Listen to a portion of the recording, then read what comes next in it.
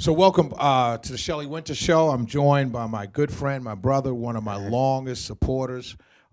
This guy, as I said before, has believed in me when I was walking around thinking that, I wasn't good at this or wasn't talented, and he's the one that kept pushing me and telling me, keep doing it, keep doing it. And now I'm at 95.5 WSB. I'm sitting next to my brother, Killer Michael Render, I call him. Congratulations, man. Thank you, brother. Thank you. So I want to start.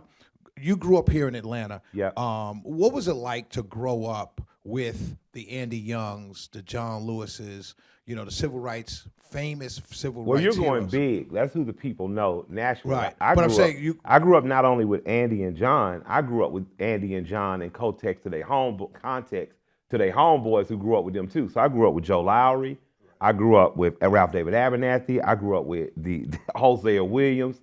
I grew up with Allie Pat on the radio. I grew up in an ecosystem of power-filled black people who did not let me make celebrities out of my leaders. So Andy was a hell of a mayor. With that said, my grandmother could be in his office in 6 phone calls. John Lewis, man, hell of a representative. With that said, my uncle knew him from when he was in Alabama. So no one seemed out of reach. Nothing seemed out of stretch. Every mayor within Atlanta during my lifetime have lived within 8 miles of me. And I didn't have white folks to point at and blame. All my heroes and villains look like me. That doesn't mean there wasn't white power here. Doesn't mean there wasn't white money. Doesn't mean it hadn't been white county commissioners, city council people, and all that.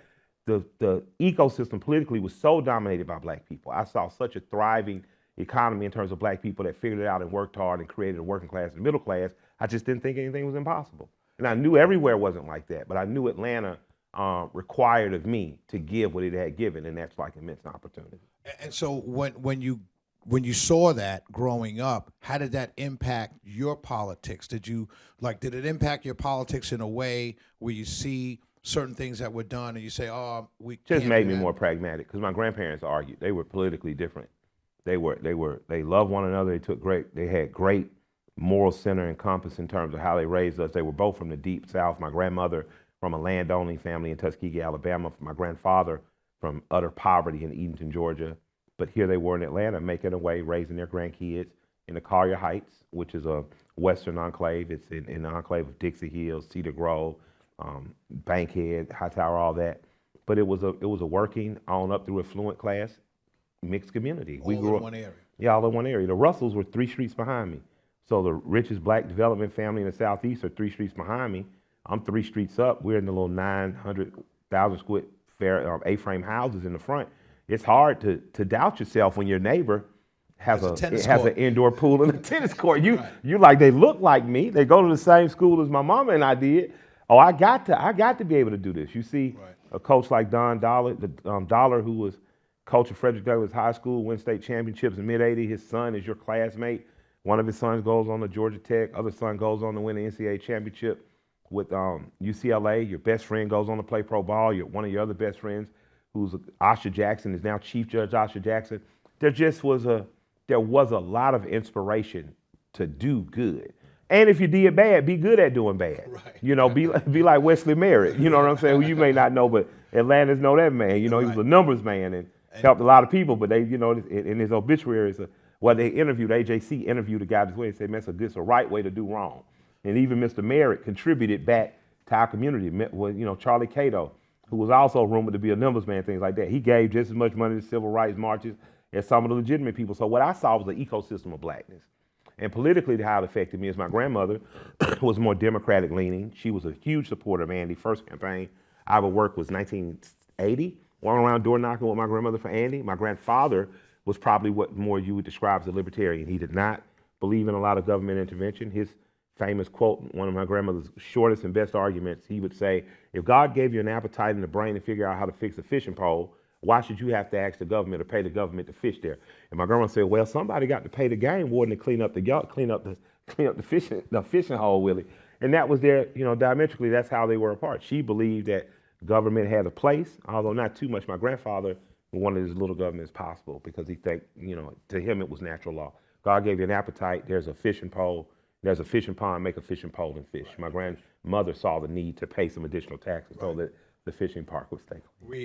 So that being said, I want to go back to what you were talking about, because we've had this conversation before. When you talk about on your show, you talked about this a little bit, where those what we would call the other side of the law, were the supportive and funded a large part of the civil rights movement. Can you talk about that? I mean, just Google Wesley Merritt, and it's a beautiful article written about him. He was killed, I think in '95, maybe. He was killed, a gunman killed him, and it was when drugs had kind of taken over. Drugs brought a type of violence that the black community hadn't seen. Before, you're dealing with numbers, you're dealing with liquor, you're dealing with violence.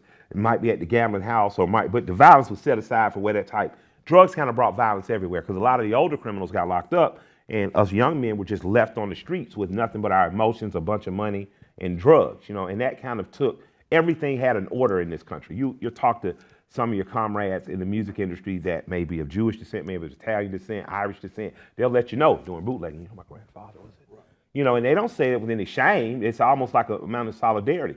Well, black people have to understand at some point we had that too. Wesley Merritt was a good man, a stand-up man. He happened to be the numbers man, happened to be probably a liquor man. He also was a people's landlord that was understanding, that kept their homes up. He also lent people money, sent people to Morehouse, Spelman, sent people to Clark, sent people to Morris Brown. So he was as needed in the ecosystem as everybody else. Your cousin who know how to get in touch with the people to get your car back is just as important as your cousin as a police officer, depending on when you need them. Right. So I learned not to judge, but I knew that my grandmother said right is right and wrong is wrong. So, if you got caught doing wrong and that was your wrong and you paid your tithing for it in whatever way the government demanded you to, and you came home, you got back to living, which is why I'm a proponent for, in matters of politics, and I'm a proponent for making sure that people, once their sentence is served, not have to do an extraordinary amount of time on probation, not have to wear the felon scarlet letter for the rest of their lives so they can't get into jobs that mean something. Cousin of mine did 5-6 years federal prison. That could have stalled the rest of his life. He has a city job now.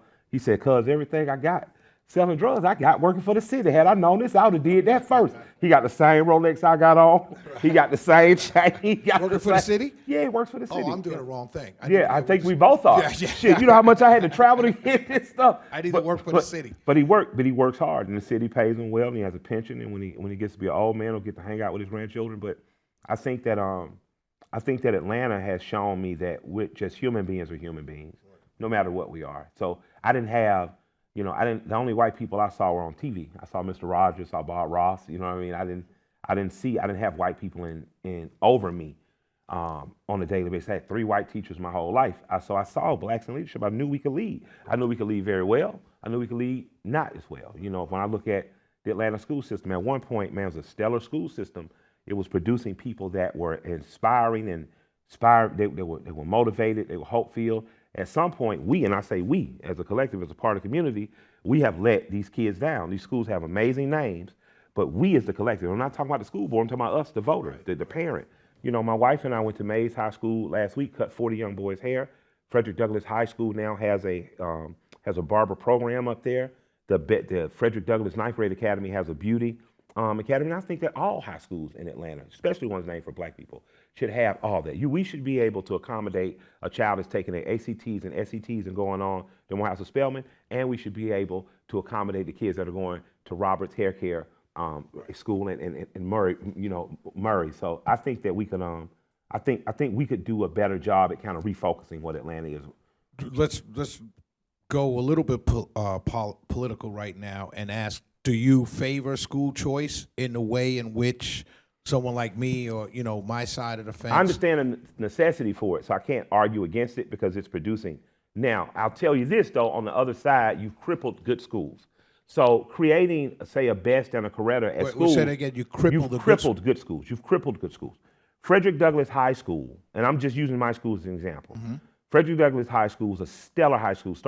Frederick 67. Stellar high school. It had the creme de la creme from an educational standpoint.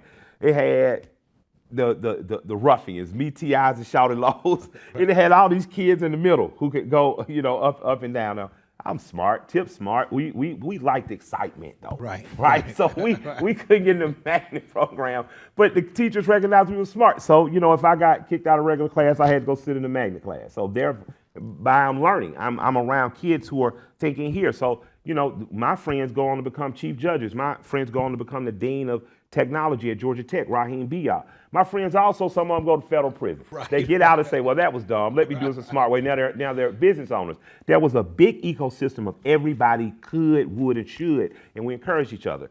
With the school choice, what we have, unfortunately, though, is some of the creme de la creme from an educational standpoint have been plucked away, and now they're not there to inspire their peers.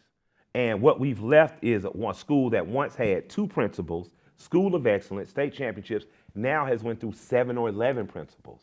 And every principal is trying to do their best, but it's not happening because you're not there long enough. You're not there with a long enough tenure. You get what I'm saying? Yeah, so we definitely. take a school that's a National School of Excellence, and all of a sudden we talk about making it something else. Well, why would Frederick Douglass, the most photographed man in the 1800s, Frederick Douglass, possibly one of the greatest Americans to have ever graced this land, why would we be thinking about a school name for him versus fixing that school in whatever way it needs to be fixed? So am I for school choice? Isn't it much the question is, what has school choice done to the schools that were producing great students in spite of and making them great students because of? But do you think that going through that many principals, having the problems, there are a bunch of kids there that we can save rather than letting the whole group, until you fix the school, letting the whole group just go down the tubes? I don't think the whole group was going down the tube. Well, no, that was now currently. Yeah. The currently principal now. instability. No, it's actually doing pretty good now. It's pretty Okay, solid. so it's got Alumni turned back up. around. Okay. Yeah, but the problem is with turning around, you still have went through.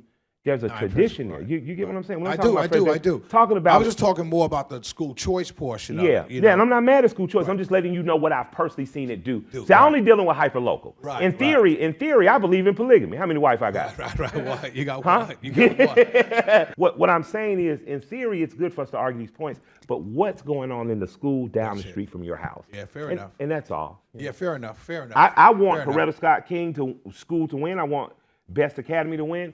I don't want Frederick Douglass to have to lose for that to happen. I would have liked for my daughter to have been able to go to Douglass. She went to Therrell instead. Her cousins went there and graduated. Her cousins, my daughter, her mom just didn't trust Douglass enough. But Frederick Douglass is back on the track now. Now that I know one of my nephews and nieces, may be going back, then that makes me very happy. And the big part is because I got re-engaged. Other alumni got re-engaged. We got alumni over there cracking the whip. Like, the same way they cracked the whip when they was in SGA, we were in school, they cracking the whip now. And I would encourage Atlanta high schools that are named for Booker T. Washington, Frederick Douglass, George Washington Carver, C.L. Harper. I would encourage us to all do that in the same way we do black colleges. Because, with gentrification, that's the big scare word. With gentrification, white folks can go to schools named for Frederick Douglass too. Right. Latino kids are in those schools. They're being educated well. And they're being educated well, not just about a black man, but about an amazing American. And I think that we should approach all our history that way. Let's go to politics now. Instead of doing like word association, I'm just gonna give you the name, the concept, the policy, whatever, and then you just go off on it, right? So let's start here with the Beltline and MARTA. Yeah. I'm gonna kind of push you, but not really. But with the Beltline and MARTA, what I'm seeing when integration was coming and Oprah went up to Forsyth County, Yeah. and they had the big water riot, people protested and everything. It was easy to call rural whites racist because they were from North Georgia, they were rural, it was easy to paint this broad brush. But now you're seeing in-town Atlantans, which are mostly liberals, Democrat voting, white folks pushing back against MARTA on the Beltline. What are your thoughts? I think my wife loves the Beltline. I'm rarely there. I'm an Atlantan, so it's still taking me getting some used to seeing that many white folks in one place at one time and not being in Forsyth. Not being what? Not being in Forsyth County. In Right, Forsyth, I know I'm seeing. I better right. be out of here by 7 o'clock. Right. On the Beltline, it's like 8 o'clock. We look like the Beastie Boys. Doesn't bother me at all. I think my grandfather let me know that this city is going to change every 20 years. There's no irony that Atlanta's symbol is a phoenix that burns itself up and reapproaches. So I'm not surprised to see white people back. Not surprised to see white people connecting. I would just encourage white neighbors to talk to your neighbor before you call the cops. You never know who you're living next to, why you're living next to them, why they're there, how long they've been there. and you should see those people as legacies and treat them as that. In terms of the people along the Beltline and MARTA, I don't know because I don't fully understand the Beltline because I'm a driver. I tend to drive places I go. What I would like to see is MARTA do is expand to Douglasville, expand to Conyers and Covington, expand all the way up to Forsyth, and expand down to Macon and beyond.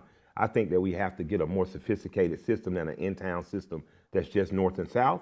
I think MARTA wants to do that. I think we wanted to do it. I think a lot of other municipalities have been resistant to it. But I think Cobb County understands the need for MARTA now that the Braves are playing there. Yeah. I think that Kennesaw could use MARTA. I think that there are lots of people that work in Atlanta that would like to be able to catch a quick railway there versus cars. And in terms of MARTA on the railway, I don't know. I mean, on the Beltline, I don't know. I thought the Beltline was for biking and jogging. I thought the Beltline was going to be visited by the trolley. I don't know. I don't like the trolley much, but they keep telling me it's going to be a good thing. It's going to come, right?